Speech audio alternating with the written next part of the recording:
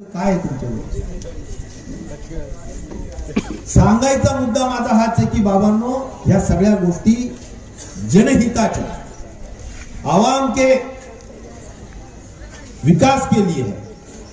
ये हम इतने मफाती और खुदगर्ज नहीं है। हमारा कोई काम खुदगर्जी का नहीं, कोई व्यक्तिगत राजेश भैया का नहीं है, कुछ भी नहीं है।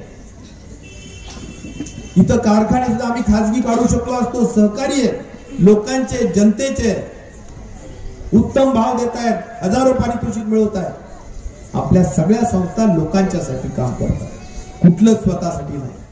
राजेश भैयाचा सकाळपासून संध्याकाळपर्यंतचा वेळ जनतेसाठीचे, स्वतःसाठी कधीच नाही, हे मी तुम्हाला या ठिकाणी जबाबदारीने सांगतो। आणि म्हणून मला सांगायचंय की आम्ही विकासासाठी मत मागतो। जे जे काही काम आपण या ठिकाणी केले असतील, शिक्षणाचे, आरोग्याचे, सगळ्या गोष्टी, नाट्य मंदिर आपण केलं, इथंही केलं, घनसावंगीत गेलो आपण, घनसावंगीत आहे।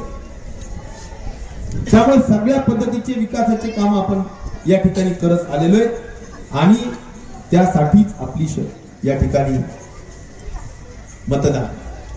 आणि तुम्हाला सांगतो, नगरपालिका ही स्वायत्त संस्था आहे, स्वायत्त, इंडिपेंडंट, इंग्लिश मध्ये त्याला इंडिपेंडंट इन्स्टिट्यूट म्हणतो आपण, मराठीमध्ये स्वायत्त संस्था म्हणतो। स्थानिक स्वराज्य संस्था म्हणजे आपली, या नगरपालिकेला स्वतःचं उत्पन्न असतं। नगरपालिकेमध्ये या ठिकाणी 32-33 हजार लोक राहतात।